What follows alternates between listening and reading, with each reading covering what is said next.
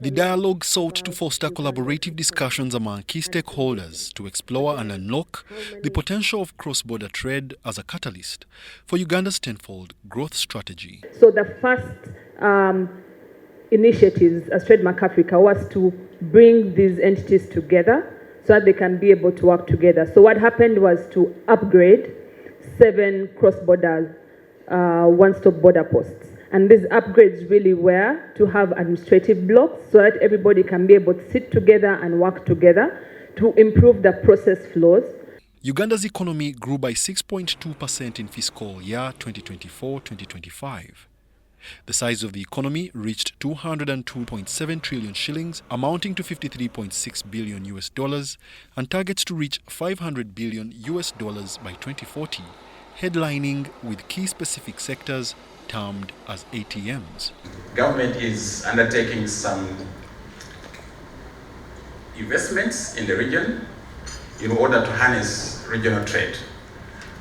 We're doing joint investments in Congo, that you know very well. We're undertaking some joint investments with South Sudan. And we're going to be undertaking also, recently read in the newspapers, to Central African Republic. And the government has been steadfast in trying to stabilize these markets.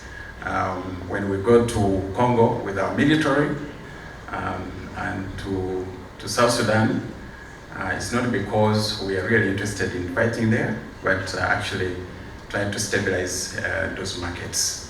Private sector companies intending to secure financing have been tasked to think bigger and win-win situations so that they profit together with financial institutions, in spite of interest rates remaining relatively high compared to global markets. What we have done now is to escalate this discussion and proposition to the region. Now, PSFU, with its sister agencies in Kenya, that's the Kenya Private Sector Alliance, Tanzania Private Sector Foundation, the Rwanda Private Sector Alliance, etc. We've come up with a common position that will then state what the private sector in Uganda and the region can take up as consensus. We then escalate that to the East African Legislative Assembly, the East African Community Secretariat, but more importantly, we are now saying before the Heads of State Summit, the private sector takes a collective position that will then state how things are done. That let's not be super dependent on only oil, because Uganda has so much more opportunity. If you think about the 10x economy, it actually looks at the multiple resources, multiple opportunities, multiple pillars that we have of growth and transformation. So what do I make out of it? I think clearly we're going to be winners in the region. When election comes, we just have to be careful that we don't overspend money.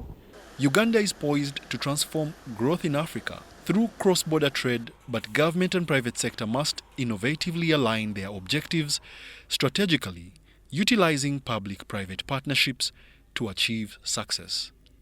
Wadulo Arnold Mark, UBC News in Kampala.